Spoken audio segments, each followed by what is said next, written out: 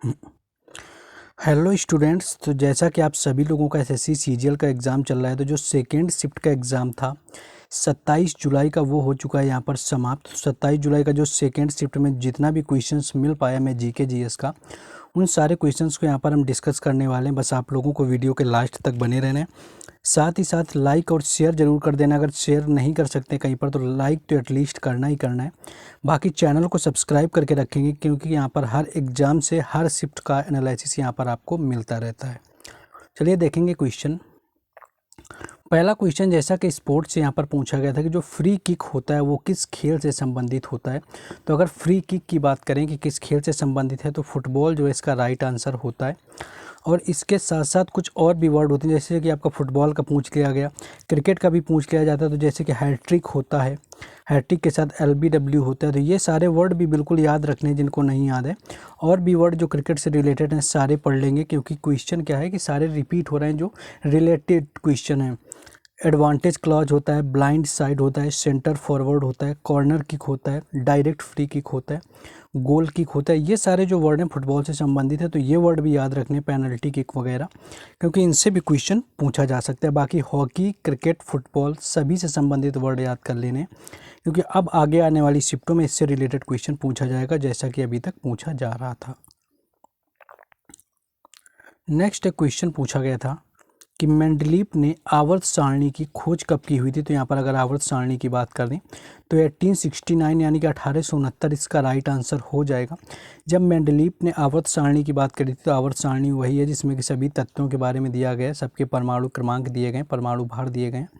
तो उसके बारे में सबसे पहले जो आवर्त सारणी की खोज थी वो मेंडलीव ने की हुई थी, जो एक रूसी रसायन शास्त्री रहे हुए थे, यानी रसायन विज्ञान से संबंधित वैज्ञानिक थे, रूस से संबंधित थे। और 1869 में इन्होंने आवर्त सारणी की खोज की थी, जो कि क्वेश्चन आपका पूछा जा चुका है। तो 1869 इसका राइट आंसर था। तत्वों को एक सारणी के रूप में प्रस्तुत किया हुआ था। नेक्स्ट क्वेश्चन देखिए, ये भी रिपीटेड क्वेश्चन यहाँ पर आया हुआ है, जैसा कि जो चित्तरंजन दास था, चित्तरंजन दास के साथ साथ स्वराज पार्टी की स्थापना किसने की हुई थी। तो कई बार तो ये पूछा जाता है कि स्वराज पार्टी की जो स्थापना है कब हुई थी, कई बार पूछ लिया जाता है। तो यहाँ पर आपका जो है 1923 राइट आंसर हो जाता है, जब चित्तरंजन दास के साथ में मोतीलाल नेहरू ने स्वराज पार्टी की स्थापना की हुई थी। तो कब हुई थी अगर ये पूछा जाए तो 1923 इसका राइट आंसर हो जाता है। बाकी कब की हुई थी तो 1923।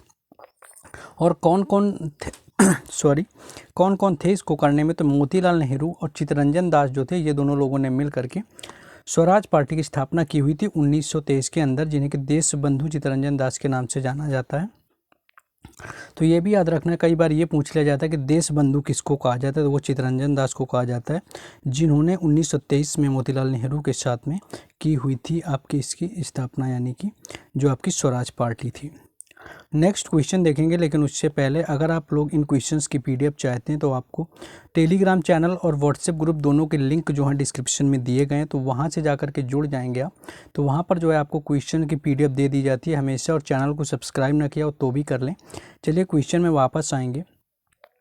क्वेश्चन ये पूछा गया था कि 18 से 50 आयु वर्ग के दुर्घटना प्रयोजन के लिए कौन सा बीमा लॉन्च किया गया है। यानी कि अगर आपकी उम्र 18 से 50 के बीच में आती है और दुर्घटना के आपकी हो जाती है, तो इसके अंतर्गत कौन सा बीमा होता है जो कि कवर करता है आपके इस एक्सीडेंटल केस को। तो प्रधानमंत्री जीवन ज्योति बीमा जो योजना थी, यहाँ पर राइट आंसर इसका था प्रधानमंत्री जीवन ज्योति बीमा योजना, जिसके तहत 18 से 50 आयु वर्ग के लिए दुर्घटना प्रयोजन के लिए बीमा लॉन्च की जाती है। मृत्यु के मामले में लोगों को ये लाभ देती है। ये बैंक खाता रखने वाले, यानी कि ये तब ही लागू होती है जब आपके पास एक बैंक अकाउंट होता है और आपके सालाना इसमें कुछ 435 रुपये, देखिए यहाँ पर 330 दिया हुआ है, 330, अब कुछ इसका 435 बढ़ा दिया गया है हाल में।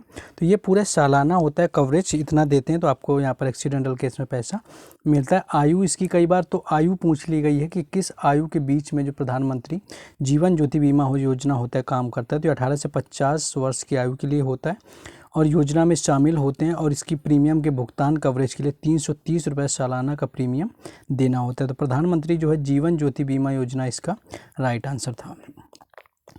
नेक्स्ट क्वेश्चन पूछा गया था कि किस बैंक ने भारत को कोविड-19 के टीके के लिए $500 दिए हुए थे, यानी कि जो कोविड-19 की बीमारी आई थी उससे निपटने के लिए जो टीका बनाया जा रहा था, तो किस बैंक ने भारत सरकार को $500 दान किए हुए थे?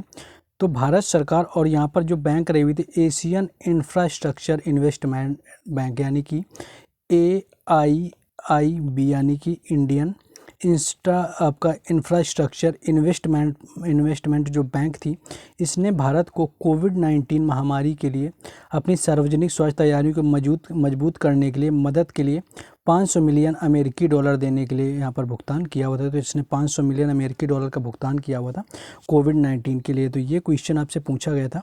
बाकी जिनका एग्ज़ाम था इस शिफ्ट में, तो वो और लोग ज़्यादा से ज़्यादा क्वेश्चन बताने की कोशिश करेंगे। नेक्स्ट एक क्वेश्चन पूछा गया था कि व्यपगत का सिद्धांत किस वायसराय से संबंधित है? तो अगर यहाँ पर व्यपगत यानी कि हड़प नीति को कहा जाता है, तो लैप्स ऑफ जो डॉक्ट्रिन होती है ये किस वायसराय ने शुरू की हुई थी? तो लॉर्ड डलहौजी इसका राइट आंसर था। और इसी लॉर्ड डलहौजी को भारत में रेलवे का जनक कहा जाता है, क्योंकि 1853 में इन्होंने पहली रेलगाड़ी बॉम्बे से ठाणे के बीच में चलवाई हुई थी।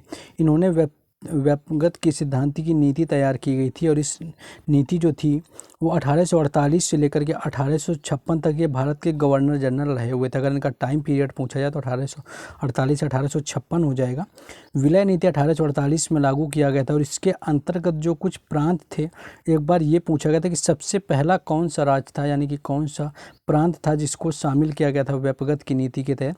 तो सबसे पहला शामिल होने वाला सतारा था, उसके पास जैतपुर था, संबलपुर था, ये सारे रहे हुए थे। नेक्स्ट क्वेश्चन यहाँ पर है कि कुव्वत उल इस्लाम मस्जिद कहाँ पर स्थित है? तो अगर कुव्वत उल इस्लाम मस्जिद की बात कर लें यहाँ पर कि यह कहाँ पर स्थित है, तो कुव्वत उल इस्लाम मस्जिद की बात करें तो दिल्ली जो है इसका राइट आंसर था, यानी कि दिल्ली में कुव्वत उल इस्लाम मस्जिद स्थित है। तो दिल्ली इसका राइट आंसर हो जाएगा, जो कि कुतुब मीनार के पास स्थित है। और कुतुब मीनार जो है, कुतुब मीनार के साथ कुव्वत उल इस्लाम और इसके साथ जो 2.5 दिन का झोपड़ा है, ये तीनों चीज़ें इनको बनवाया हुआ था कुतुबुद्दीन ऐबक ने, जो कि गुलाम वंश के शासक थे, यानी कि गुलाम वंश के शासक या गुलाम वंश के संस्थापक समझ सकते हैं। और दिल्ली सल्तनत का पहला वंश गुलाम वंश रहा हुआ था। तो 1199 में इसका निर्माण करवाया हुआ था, जो कुव्वत उल इस्लाम मस्जिद थी कुतुबुद्दीन ऐबक के द्वारा। तो ये भी याद रख लेना है कि कुतुबुद्दीन ऐबक के द्वारा इसका निर्माण करवाया गया था, और इसके साथ 2.5 दिन का झोपड़ा और कुतुब मीनार भी कुतुबुद्दीन ऐबक ने बनवाया है।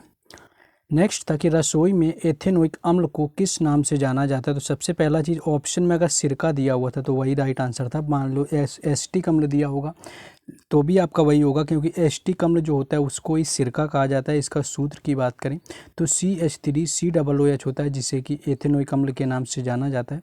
यह कार्बनिक अम्ल होता है, जिसे कि सिरका में खट्टा स्वाद और तीखी खुशबू आती है, यानी सिरका में जो होता है एथेनोइक अम्ल पाया जाता है, और यह एक कमज़ोर अम्ल के रूप में याद किया जाता है, यानी दुर्बल अम्ल इसे कहा जाता है।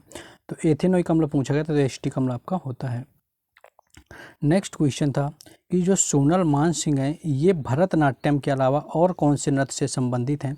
तो ओडिसी इसका राइट आंसर था, यानी कि जो सोनल मानसिंह हैं वो भरतनाट्यम के साथ साथ ओडिसी नृत्य से भी संबंधित हैं। एक भारतीय शास्त्रीय नर्तक थे और गुरु भरतनाट्यम और ओडिशा नृत्य शैली से जुड़े हुए थे, यानी भरतनाट्यम दिया गया था। दूसरा पूछा गया था कि और कौन सा जिससे कि ये जुड़े हुए हैं, तो यहाँ पर जो है ओडिसी नृत्य शैली आपका राइट आंसर था, तो यहाँ पर आपका हो जाएगा। नेक्स्ट था कि हेराल्ड डोमर मॉडल पर कौन सी पंचवर्षीय योजना आधारित थी?